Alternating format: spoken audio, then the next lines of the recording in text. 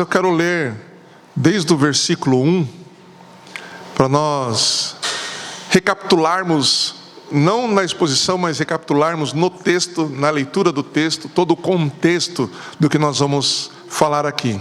Então, Efésios capítulo 2, nós vamos ler a partir do verso 1. Acabamos de cantar que Cristo é a nossa vida, e esse verso 1 começa dizendo e declarando justamente isso: Ele vos deu vida, estando vós mortos nas vossas transgressões e pecados, nos quais andastes no passado, no caminho deste mundo, segundo o príncipe do poderio do ar, como nós acabamos de estudar aqui na EBD, né? O inimigo das nossas almas é o príncipe, mas quem é o rei? Jesus é o rei. Segundo o príncipe do poderio do ar, do espírito que agora age nos filhos da desobediência, entre os quais todos nós também antes andávamos, segundo os desejos carnais, fazendo a vontade da carne e da mente. E éramos por natureza filhos da ira, assim como os demais. Mas Deus, que é rico em misericórdia, pelo imenso amor com que nos amou, estando nós ainda mortos em nossos pecados, deu-nos vida juntamente com Cristo, pela graça sois salvos. E nos reconciliou juntamente com Ele, e com Ele nos fez assentar nas regiões celestiais em Cristo Jesus, para mostrar nos séculos vindouros a suprema riqueza da sua graça, pela sua bondade para conosco em Cristo Jesus. Porque pela graça sois salvos, por meio da fé, e isso não vem de vós, é dom de Deus. Não vem das obras, para que ninguém se orgulhe, pois fomos feitos por Ele, criados em Cristo Jesus para as boas obras, previamente preparadas por Deus, para que andássemos nelas. Portanto, lembrai-vos de que no passado, vós gentios por natureza, chamados incircuncisão pelos que se chamam circuncisão, feita pela mão de homens, estáveis naquele tempo sem Cristo, separados da comunidade de Israel, estranhos às alianças da promessa, sem esperança e sem Deus no mundo. Mas agora, em Cristo Jesus, vós que antes estáveis longe, viestes para perto pelo sangue de Cristo, pois Ele é a nossa paz. De ambos os povos fez um só, e derrubando a parede de separação em seu corpo, desfez a inimizade, isto é, a lei dos mandamentos contidos em ordenanças, para em si mesmo criar dos dois um novo homem, fazendo assim a paz. E pela cruz reconciliar ambos com Deus em um só corpo, tendo por ela destruído a inimizade, e vindo Ele, proclamou a paz para vós que estáveis longe, e também para os que estavam perto. Pois por meio dele, ambos temos acesso ao Pai no mesmo Espírito. Amém. Vamos orar. Senhor Deus bendito e gracioso, nós te louvamos e te agradecemos pela oportunidade que o Senhor nos dá de meditarmos na Tua Palavra. Pedimos ao Teu Santo Espírito que fale conosco por meio das Escrituras, trate com o nosso coração, transforme a nossa mente, para que possamos viver segundo aquilo que o Senhor nos diz nas Escrituras.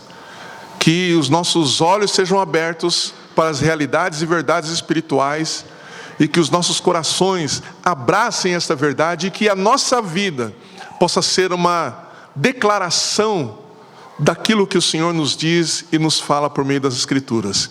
Em nome de Jesus que nós oramos. Amém. Muito bem. Algumas semanas atrás, quando eu ministrei aqui, eu falei um pouquinho da minha experiência, como atleta, quando eu fui convocado, pela primeira vez para representar o Brasil em uma competição internacional, Falei da alegria, da euforia até, de ter o nome ali naquela lista de selecionados, e também falei de uma lista muito mais importante e muito mais especial do que estar numa lista de convocados, E ter o nome numa lista de selecionados é evidente que traz muita alegria. E a Apesar disso, apesar da honra, né, de você poder estar numa lista que vai defender o Brasil, ou que defende o país em competições internacionais, né, isso pode, de alguma maneira, se transformar, se não for cuidadosamente tratado, estar numa seleção ou numa lista selecionada, esse privilégio ele pode facilmente se transformar em orgulho, intolerância, e pode trazer um sentimento de superioridade. No texto que nós vamos meditar hoje, nós vamos ver como em Cristo essas atitudes, né? Quais atitudes? Atitudes de orgulho, de intolerância e superioridade, como estas atitudes são confrontadas, como essas atitudes são derrubadas e são completamente anuladas por Cristo lá na cruz do Calvário. Eu fiz questão de nós lermos desde o verso 1, porque todo o contexto, né, desses versos que nós vamos meditar hoje, que é do verso 14 ao 18, mostra que em Cristo os gentios, como já foi pregado aqui, eu recomendo que você assista novamente toda a série desde o capítulo 1, né? O contexto vai mostrar como que em Cristo os gentios foram incluídos nas promessas feitas a Israel, promessas que incluíam a possibilidade de comunhão íntima com Deus. E os gentios foram incluídos nessa promessa. E passaram então a desfrutar da mesma esperança e das mesmas bênçãos que estavam reservadas para Israel. Paulo, agora nesse trecho, ele destaca as implicações dessa inclusão nos relacionamentos interpessoais e nos relacionamentos espirituais também. E esse é ainda de forma introdutória, né, esse é o primeiro ponto, né, que eu quero destacar com vocês. O perigo do orgulho religioso e das divisões humanas. Paulo, ele trata um pouco disso nesses versos, né? E a segunda coisa que a gente pode observar é que a paz que ele nos traz, que é ele mesmo, a paz que é o próprio Jesus, ele destrói por ele mesmo toda a inimizade. Jesus destrói toda a inimizade que havia ou que foi criada entre os judeus e os gentios. No verso 14 isso fica muito claro, né? E eu quero fazer aqui, né, quase que uma provocação antropológica, né? Não desafiando evidentemente a antropologia moderna, mas fazendo aqui uma provocação, né? Porque apesar da enorme diversidade cultural que existe no mundo, toda a humanidade ela pode ser dividida em apenas duas categorias espirituais. Por isso que eu estou falando aqui de uma provocação antropológica, né? Porque a antropologia ela é muito ampla, né? Trata da humanidade, o estudo da humanidade de uma forma muito ampla. Mas eu quero dividir aqui toda a humanidade em duas categorias espirituais: os que creem em Jesus e os que não creem em Jesus. Não há um terceiro grupo intermediário, né? Como se fosse quase um grupo híbrido, né? Não existe um crer em Deus sem crer plenamente no que Ele revelou sobre si mesmo por meio de Cristo e nas Escrituras. Não tem como eu crer em parte do que Deus diz sobre si e na outra parte não. Ou eu creio em tudo ou eu não creio. Então, por isso que eu faço essa provocação aqui, né? Dividir a humanidade entre os que creem em Jesus e os que não creem em Jesus. Paulo afirma aqui no verso 14 que Cristo é a nossa paz. A paz de quem? A paz para aqueles que creem nele. Aqueles que creem nele desfrutam de uma paz que não diz respeito a um acordo que se faz entre pessoas ou entre grupos. Porque a gente pode fazer um acordo. Eu tenho um atrito com você, eu posso fazer um acordo com você e falar, ó, eu não encho as suas paciências, se não enche a minha, a gente vive em paz, tudo bem? Isso é um acordo que a gente pode fazer. Mas lá no nosso coração a gente continua em guerra. Eu não quero nem falar com o Carlos, não quero nem ouvir o Carlos. Hoje ele não quis nem me abraçar, então também ele que fique para lá. Fui abraçar o Carlos, já estendeu a mão assim, né? Falou, tudo bem, né? Fica aí você, né? Eu posso fazer um acordo com ele e falar, tudo bem, você quer que eu fique aqui, eu fico aqui, se fica aí, a gente fica numa boa assim. Mas nada de caminhar junto, nada de dar as mãos, nada de compartilhar coisas. Isso é a paz que faz parte de um acordo. Agora, a paz que Cristo gera em nós, e a gente vai ver isso de uma forma mais profunda daqui a pouco, é uma paz que supera qualquer acordo entre pessoas, ou entre grupos, ou entre nações. E Paulo afirma que Cristo é a nossa paz. E essa afirmação é uma afirmação muito profunda.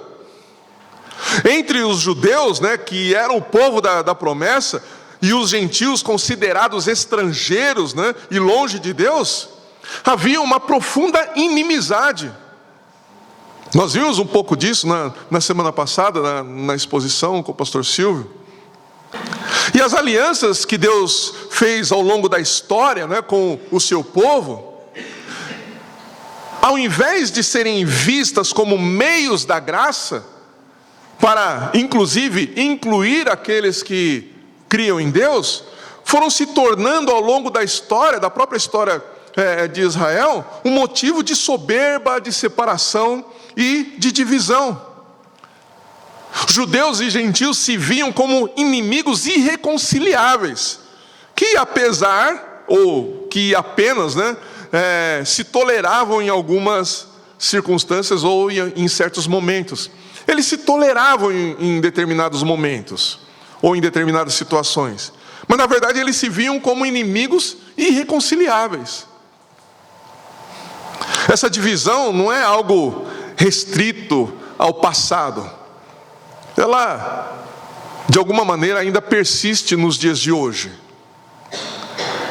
Como que a gente vê uma divisão entre nós e eles e nós, nos dias de hoje?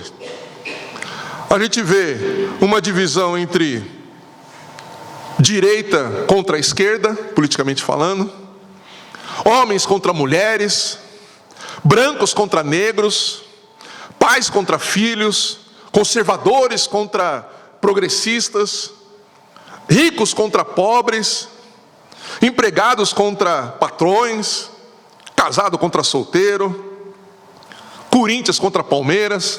A gente vê uma divisão que existe na sociedade, na cultura hoje do mundo inteiro. Não é uma novidade que está restrita ao passado. Hoje em dia a gente vê esse tipo de divisão, e algumas divisões que são muito profundas e levam inclusive a embates muito perigosos até. Embates que passam do campo das ideias, e as pessoas muitas vezes vão para vias de fato se agredindo fisicamente. Mas Paulo afirma aqui que em Cristo todas as divisões acabaram. As razões para haver divisões entre as pessoas, no convívio entre as pessoas, acabaram. E não só na área espiritual, no sentido religioso, mas na área da convivência.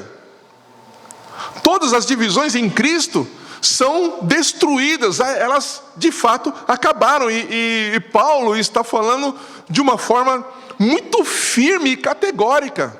É uma afirmação que Paulo faz. Em Cristo, tudo isso acabou. E eu não falei no início, mas o título que eu dei para essa mensagem, e depois ao final você pode até concordar ou discordar, se for o caso, e me ajudar a outro título, se você pensar assim. Mas o título que eu dei para essa mensagem é: antes inimigos, agora irmãos. Antes inimigos, agora irmãos. Justamente porque Cristo é a nossa paz. Ele não apenas trouxe paz, Ele é a paz. E a gente precisa entender essa condição. Eu gosto de dizer, né, que Deus, Ele não tem amor para dar. Ele é amor. E quando nós experimentamos o amor de Deus, nós experimentamos o próprio Deus. Paulo está afirmando aqui que Cristo não tem paz para dar. Fala, ó, vem cá, vem aqui, vem você aqui, vem você aqui. E aí, ó, conversa vocês. Ó, ele não é como um juiz de paz, né, que não se envolve e simplesmente faz um decreto aqui, ó. Então, você esquece o que ele falou, você esquece o que ele falou e dê as mãos e vão embora juntos. Não, Paulo está falando que Cristo é a paz. Ele é a razão de união entre as pessoas, de unidade entre as pessoas. Ele é o terceiro cordão ali, né, daquele cordão de 3 dobras, né? Ele é o terceiro cordão que justamente cria o elo que mantém todos nós unidos. Sem Cristo não há união e não há unidade. E é isso que Paulo está nos dizendo aqui, que Cristo é a nossa paz, que Ele não somente trouxe paz. E os parâmetros dessa paz que Paulo está dizendo que Cristo são os mesmos que Cristo estabeleceu para reconciliar o ser humano com Deus. Todos nós éramos inimigos de Deus por causa do pecado, mas em Cristo nós fomos reconciliados com o Pai. Essa reconciliação mudou o nosso status espiritual de inimigos de Deus para filhos de Deus. Em Cristo nós somos, como eu disse, o nosso status é transformado. Antes nós éramos inimigos, agora nós somos filhos de Deus. Cristo nos transformou em filhos de Deus. Não somos só criação de Deus, agora nós somos filhos de Deus. As Escrituras dizem isso de uma forma muito clara, que todos aqueles que creem em Cristo receberam o direito de serem feitos filhos de Deus. E por causa da ação do Espírito Santo em nós, e a nossa obediência ao Espírito Santo, nós de fato somos filhos. Amém? Em Romanos capítulo 5, verso 1, Paulo diz o seguinte: portanto, justificados pela fé, temos paz com Deus por meio de nosso Senhor Jesus Cristo. Essa paz que Cristo trouxe entre nós e Deus Pai, agora vai se refletir, ou deve se refletir, na nossa convivência interpessoal. Quando, abrir um parênteses aqui nessa mensagem, né? Quando nós chegamos, né, aqui na igreja, ou quando a gente se encontra na rua, né, a gente encontra um irmão na rua, como que é o nosso cumprimento, né? A gente fala assim: a paz do Senhor, irmãos, a paz do Senhor, irmã. O que a gente quer dizer, ou o que nós deveríamos desejar ao falar isso? Porque hoje em dia, infelizmente, virou só um cumprimento, né? É quase como que um oi, aí, tudo bem? Né? Um tamo junto. Mas na realidade, quando nós nos cumprimentamos com a paz do Senhor, com a graça e a paz do Senhor, neste cumprimento, ou nesta fala, nessa frase, tem que haver um desejo intenso de que a pessoa que nós estamos ali cumprimentando, ela esteja, primeiro, em paz com Deus, que ela esteja desfrutando da paz com Deus. Isso significa que nós desejamos que essa pessoa, se por alguma razão ela cometeu algum pecado, que ela se arrependa e seja reconciliada com o Pai e viva em paz com Deus, que ela não esteja na posição de inimigo de Deus, mas na posição de filho de Deus, desfrutando e podendo desfrutar de todas as bênçãos que Deus preparou para ela. Então não é simplesmente a paz do Senhor, irmão. Eu desejo que você esteja em paz com Deus. É isso que eu desejo. É quase que uma oração, não somente um cumprimento. Porque é essa paz com Deus que vai se refletir na nossa paz com os irmãos. O reflexo dessa reconciliação vertical, né, ela deve ser vista também nos nossos relacionamentos horizontais. Em Cristo, judeus e gentios, e por extensão, né, todas as demais divisões humanas, são feitos em Cristo, né, tanto judeus como gentios, são feitos irmãos. Já não há mais uma divisão de um povo separado e um povo estrangeiro. Em Cristo, todos nós somos feitos irmãos, com os mesmos direitos e deveres diante de Deus. Os judeus já não deveriam mais se ver como superiores. Os gentios, por sua vez, não deviam mais se ver como excluídos, oprimidos e desprivilegiados. Cristo, Ele derrubou a parede de separação. Que parede era essa? Era a mesma, ou era uma divisão espiritual, né, que havia por causa da lei, representada fisicamente no templo, por um muro que separava o pátio dos gentios do lugar santo. Né, eu vou pedir para o Isaac projetar aqui, só para a gente ter uma visualização mais ou menos de como era essa divisão. A gente vê, logo aqui embaixo, tem um espacinho, né, que era chamado de porta. Esse é o templo de Salomão, tá? Todos para terem acesso ao templo, tinham que, prioritariamente, passar pela porta. Tinham que passar pela porta. Não tinha algumas outras, alguns portões ali do lado, mas aqueles portões não eram acessíveis. Mas todos tinham que passar pela porta. Passando pela porta, tinha esse grande espaço, né? Esse espaço maior aí. Esse espaço maior, né, era chamado de pátio também dos gentios, né?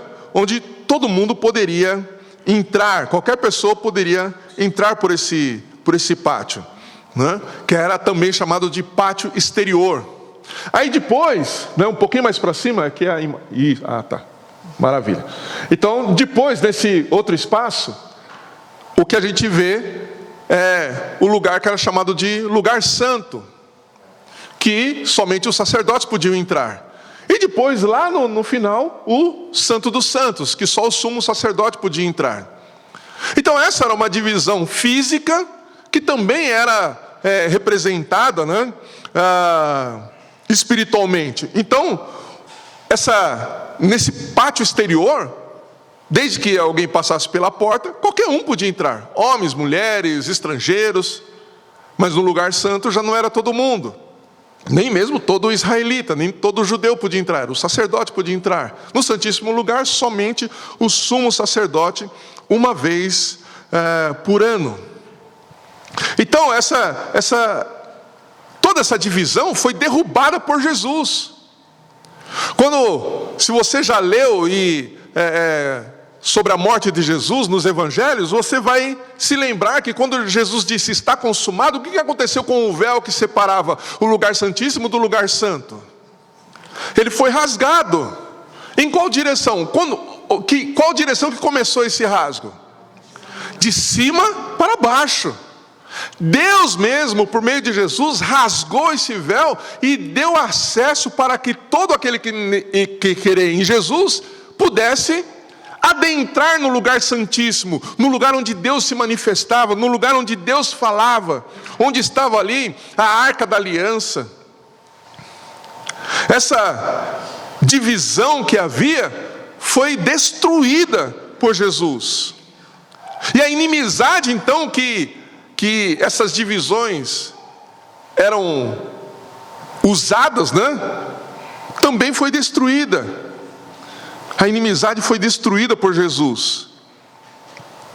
E junto com essa inimizade, também foi destruída a inimizade de toda a humanidade que crê em Jesus. Somente isso.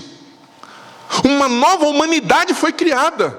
Paulo diz que Jesus, dos dois povos, fez um, no texto que nós lemos aqui. E aí, se arruma aí na sua cadeira, respira fundo, aperte os cintos, porque a gente vai entrar numa dimensão aqui completamente nova do que Paulo fala. E aí a gente vai ver uma profundidade daquilo que Paulo está falando, que é algo realmente para os pensadores, para explodir a mente. No verso 15, ele fala de uma nova humanidade em Cristo. Esta nova humanidade, ela foi criada por Cristo lá na cruz do Calvário. Então, Paulo ele afirma que Jesus aboliu a lei dos mandamentos, que estava prescrita, em forma de ordenanças. Mas aqui ele se refere, que leis ele está falando? Ele está falando das leis cerimoniais, que eram representadas por aqueles que podiam ou não ter acesso ao templo, ao lugar santo e ao lugar santíssimo. Então, todas as leis cerimoniais, Paulo diz que Jesus, ele aboliu essas leis. Porque essas leis regulavam o culto e determinavam quem podia e quem não podia se aproximar de Deus. O templo, como nós vimos, que estava dividido em 3 partes, agora já não havia mais essa separação. Não havia mais essa separação. A lei que fazia a distinção entre os povos, naquele momento, era necessário, porque Deus, por meio da sua revelação progressiva ao longo da história, Deus foi fazendo com que o seu povo escolhido, pudesse então viver uma vida distinta da vida do mundo, daqueles que criam em falsos deuses. Então a lei naquele momento era necessária para fazer essa separação, Mas agora em Cristo essa separação acabou. Isso não significa que Jesus juntou o que havia de melhor dos judeus, e aí pegou o que havia de melhor dos gentios, para formar uma nova classe de pessoas. Não. Ele criou um novo homem. Ele criou um novo homem, uma nova criação real e completa. Essa nova humanidade não é simbólica ou meramente espiritual. Ela é uma realidade operada pelo novo nascimento. No novo nascimento, Jesus criou uma nova humanidade. Uma nova humanidade com uma nova mentalidade, com novas atitudes, com novos padrões espirituais, emocionais e morais, onde homens e mulheres regenerados são governados por Deus. Então, de fato, o que Cristo fez é algo extraordinário, é algo sobrenatural. Os nossos olhos naturais não conseguem ver esta diferenciação. A gente anda pelas ruas e a gente não vê alguém brilhando, falar, aquele ali é um novo nascido, aquele crê em Jesus. E aí outros a gente vê na escuridão, fala, aquele lá ainda não nasceu, não crê em Jesus. Então a gente não consegue ver isso com os nossos olhos naturais. Mas a realidade espiritual, que é a realidade que comanda o mundo e a existência nesse mundo, deixa isso muito claro. Jesus, ele criou uma nova humanidade. Ele regenerou aqueles que creem nele, e todos nós agora somos novas criaturas. Efésios, a gente vai ler um pouquinho mais para frente, vai estudar um pouquinho mais para frente, no capítulo 4, verso 24, Paulo diz que essa nova humanidade, criada segundo Deus, foi criada segundo Deus em justiça, santidade, que são provenientes da verdade. E aí ele também fala, né, um pouco mais para frente, né, que a nós, né, ele nos chama, na verdade, para nós nos revestirmos então desse novo homem, dessa nova humanidade, né, que foi criado segundo Deus. Mas isso a gente vai ver um pouco mais para frente. Em Colossenses, no capítulo 3, verso 10, Paulo diz o seguinte, que nós devemos nos revestir do novo homem, que se renova para o pleno conhecimento, segundo a imagem daquele que o criou, ou seja, segundo a imagem do próprio Cristo. Em Cristo agora há um único povo de Deus. Esse povo que é uma nova humanidade, que desfruta de novas características, como eu disse, de novos pensamentos, uma nova mentalidade, um novo padrão de conduta, um novo padrão de vida, uma nova maneira de ver o mundo, não mais segundo a carne, mas segundo o próprio Espírito. Essa humanidade que, como Paulo também fala, né, lá em 1 Coríntios 5,17, que inclusive foi quem acompanhou, né, e estava participando ali da reunião de oração, esse texto foi citado, né, que nós agora somos novas criaturas em Cristo Jesus. E como isso se aplica de alguma maneira, e de uma maneira, na verdade, prática para nós? O fato de que Jesus destruiu a barreira que nos dividia, gentios e judeus, ele criou uma nova humanidade. Como isso se aplica em nós, ou para nós hoje? Essa nova humanidade, ela não adota para si as pautas que a cultura hoje e a humanidade sem Cristo hoje abraça como identitárias, né? Por mais que algumas delas sejam bem intencionadas, ou que pareçam ser bem intencionadas, essas pautas, na realidade, elas não fazem nunca fizeram sentido, e muito menos fazem sentido agora. Porque essa nova humanidade que Cristo criou, ela não se vê mais com as mesmas divisões que o mundo hoje estabelece. Essa nova humanidade não se define por raça, que eu prefiro, na realidade, chamar de etnia, porque, biblicamente falando, não existem várias raças, existe a raça humana. E todos nós somos da raça humana. Etnias é outra coisa.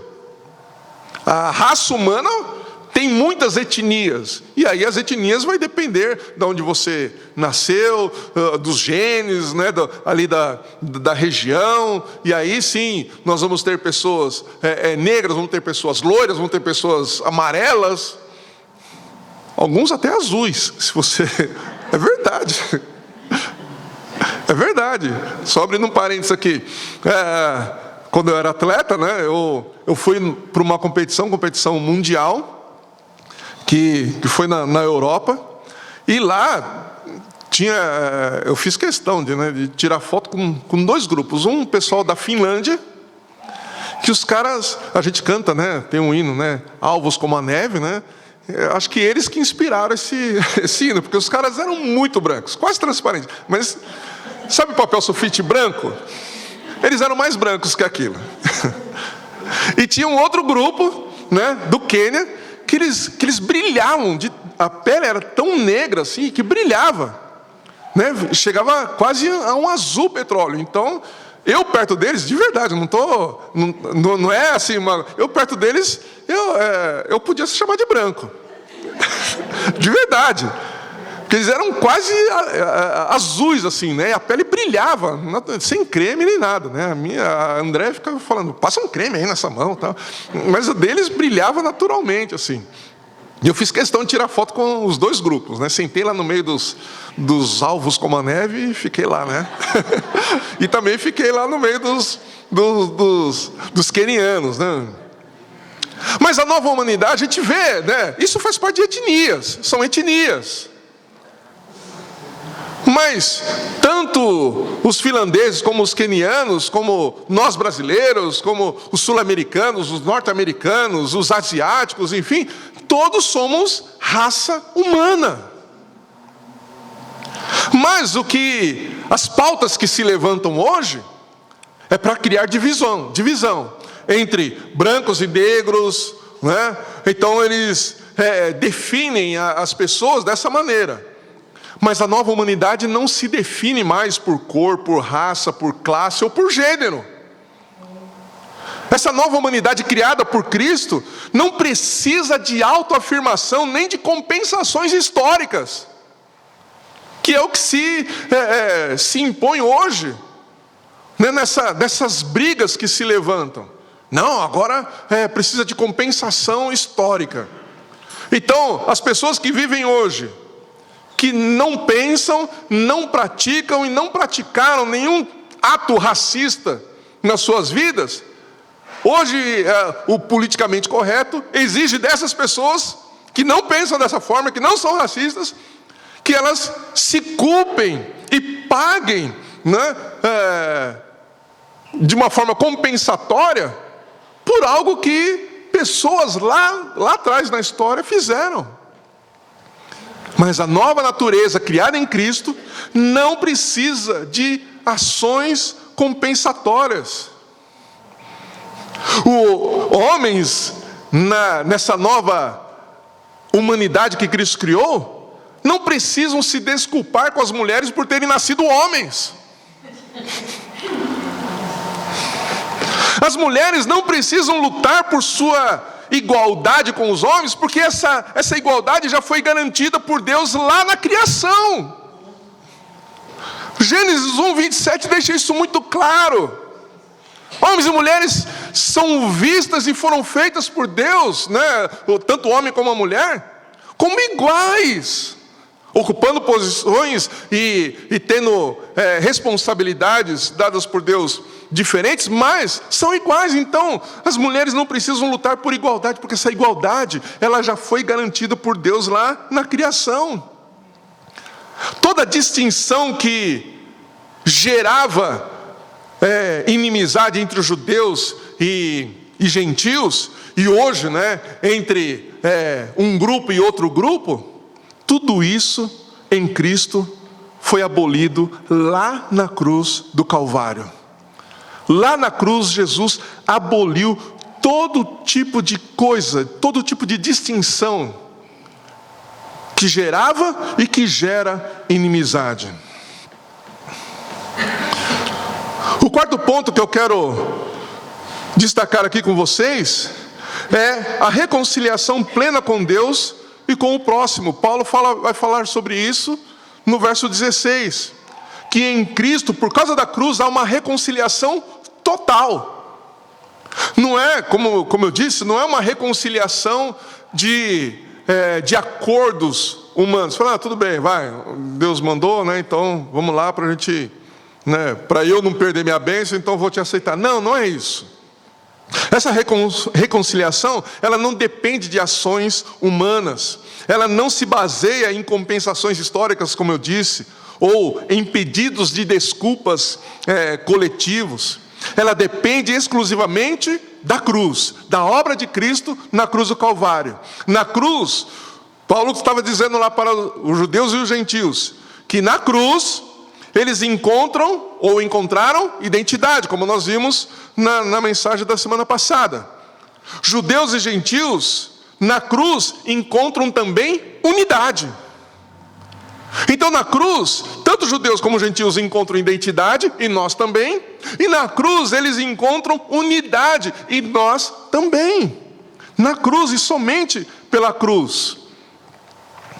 E é isso que precisa ficar claro para nós. Onde está a reconciliação? Onde nós encontramos unidade para vivermos neste mundo? Onde nós encontramos unidade para nós desfrutarmos das bênçãos de Deus? Na cruz de Cristo. E é somente na cruz de Cristo. Jesus realizou isso por nós e para nós. Ninguém poderia ter feito isso. ninguém poderia reconciliar o homem com Deus e o homem com outros homens, né? Nos seus relacionamentos interpessoais, se não fosse Cristo lá na cruz do Calvário. A nossa reconciliação e a paz que nós temos com Deus e uns com os outros depende exclusivamente da cruz, de nós entendermos a obra de Cristo na cruz do Calvário. Porque é lá que nós encontramos a nossa identidade e a nossa unidade. Nos versos 17 e 18, Paulo ele vai falar da proclamação definitiva da paz. Se você observou, dos versos 14 ao 18, Paulo fala 3 vezes sobre paz. E aqui, nesses 2 versos, que são os 2 últimos versos que a gente está tratando hoje, ele faz mais uma declaração aqui, né? Mas ele fala que houve uma proclamação definitiva de paz. Cristo, ele veio e ele proclamou a paz. O que é uma proclamação? A proclamação, ela é uma declaração pública, oficial e definitiva.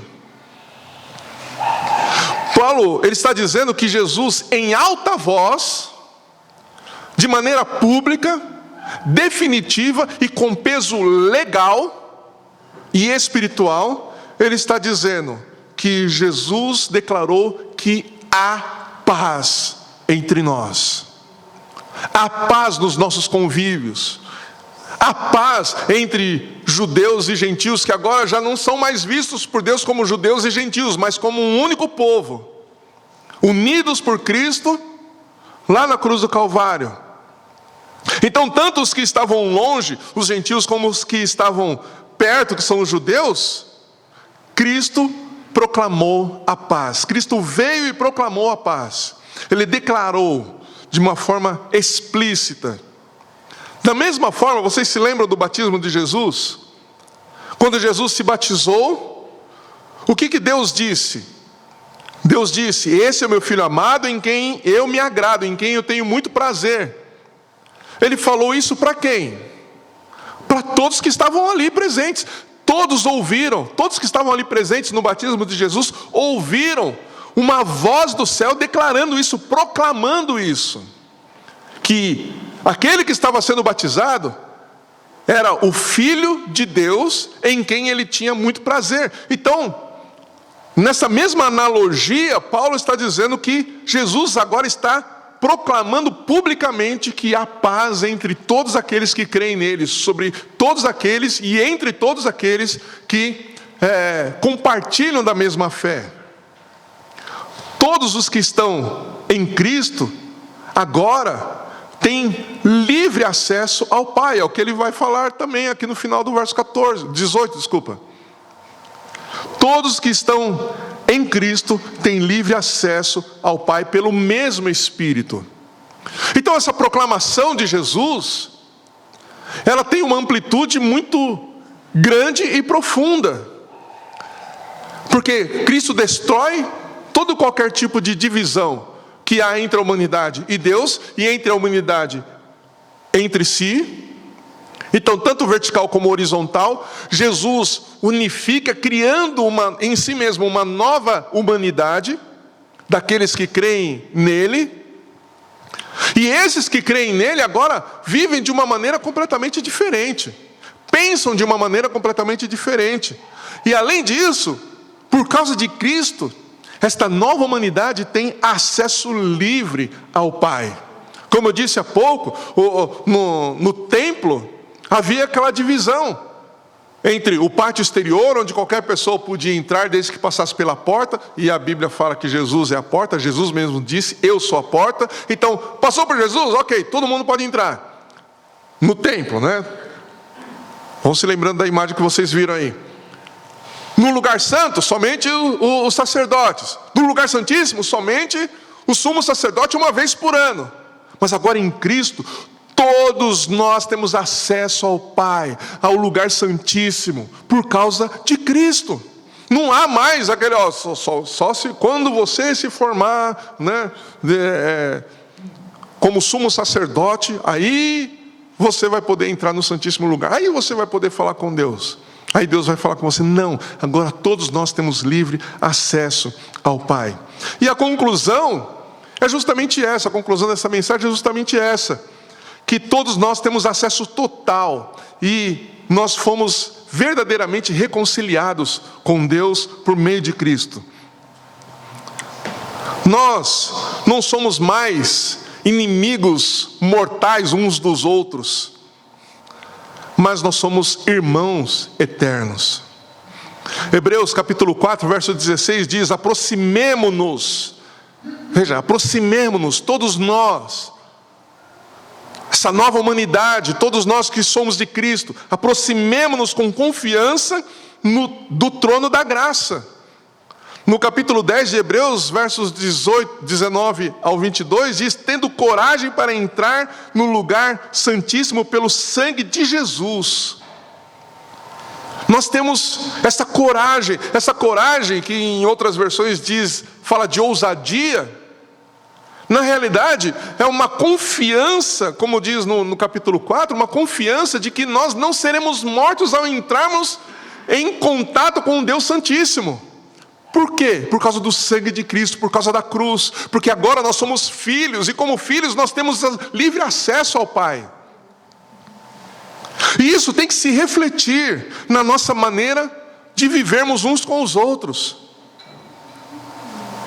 Isso tem que se refletir na maneira como nós vivemos e convivemos uns com os outros. Nós já não podemos mais nos ver como nós nos víamos antes. Mais uma vez citando aí o texto lá de 1 Coríntios 5,17. Nós já não nos vemos mais segundo os olhos carnais, mas nós nos vemos segundo a perspectiva de Cristo. É a perspectiva de Cristo que determina como nós nos vemos, como nós nos tratamos, como nós lidamos com as questões uns dos outros. Não há mais barreiras. Não pode mais haver barreiras. Não há mais hierarquias espirituais baseadas em raça, classe, cultura ou gênero. Tudo foi consumado por Cristo lá na cruz do Calvário. E é por isso que em Cristo nós somos uma nova criatura, uma nova humanidade. É por isso que em Cristo nós somos reconciliados com Deus e uns com os outros. É por isso que em Cristo não há mais o nós e eles. Em Cristo há somente um povo. E por isso nós também devemos declarar e proclamar que nós estamos em Cristo. Nós estamos em Cristo. E esta é a realidade que a Bíblia nos traz. Esta é a realidade que Cristo estabeleceu lá na cruz do Calvário. Não existe mais o nós e eles, o tu e vós. O que existe é somente nós em Cristo. Somente nós em Cristo. Isso quebra todo o orgulho, isso quebra toda a altivez, isso quebra toda a prepotência, isso nos humilha. E é maravilhoso porque quando Cristo ele faz isso, ao mesmo tempo que nós somos humilhados por essa realidade, nós também somos conscientes do que Cristo de fato fez. Lembram-se da mensagem de 15 dias atrás, né, quando o pastor Samuel falou da onde Cristo nos tirou e aonde Ele nos colocou. Agora nós estamos em Cristo. Nós estávamos lá no lugar mais podre que poderíamos estar, no lugar mais deplorável que poderíamos estar, da onde nós não conseguiríamos sair sozinhos de maneira alguma, mas Cristo foi lá e nos resgatou. E Ele nos colocou no lugar onde nós estávamos antes? Não, Ele nos colocou no lugar mais alto. Ele nos colocou nele mesmo.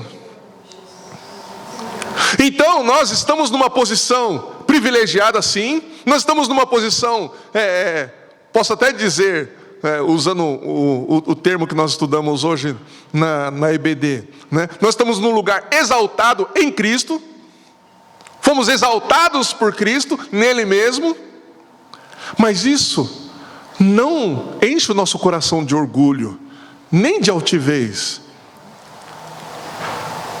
Isso nos enche de alegria, nos enche de prazer, mas a gente sabe que está nesse lugar por causa de Cristo. Não foi pelo que nós fazemos, não houve mérito nosso. Você não precisou, né, fazendo uma comparação aqui com a vida esportiva, você não precisou treinar, e aí lá na competição você foi o melhor de todos, então a medalha é sua porque foi mérito seu. Você treinou, você se esforçou, você se preparou e você estava melhor que os outros. Mérito seu, maravilha. Mas em Cristo não. O mérito de estarmos nele, o mérito de sermos o mérito de sermos irmãos é de Cristo, porque foi Ele quem fez tudo isso lá na cruz do Calvário. Então a gente olha para o lado e a gente não tem como dizer: bom, eu cheguei aqui porque eu fiz isso, e você, o que você fez? Não, a gente olha para o lado e vê o nosso irmão e vê a nossa irmã, a gente fala assim: foi por causa dele, foi Ele quem fez isso, foi Ele quem nos uniu, Ele quem nos faz irmãos. Agora nós somos povo dele, povo de propriedade exclusiva dele. E ao contrário do que os judeus pensavam lá tanto no Antigo Testamento como no primeiro século, não é que eles falam: não, nós somos o povo, vocês são gentios, vocês que se lasquem aí. Não, a gente olha para as pessoas e fala: vocês também podem fazer parte desse povo, vocês também podem ser alçados, tirados dessa lama, desse lamaçal que é o pecado e esse mundo, e serem colocados, assentados com Cristo no mais alto e sublime trono. Vocês também podem fazer parte dessa família, vocês também podem ser nossos irmãos, porque vocês também, ao crerem em Jesus, vocês podem ter o Deus como seu Pai. A gente não olha com desprezo para as pessoas, a gente olha com compaixão, com amor, querendo que elas sejam salvas, e desejando e pregando para que elas sejam salvas, orando por elas para que elas sejam salvas. Não importa quão vil esteja sendo a vida que ela está vivendo hoje, nós oramos para que essas pessoas sejam salvas, sejam alcançadas pela graça de Deus, assim como nós fomos.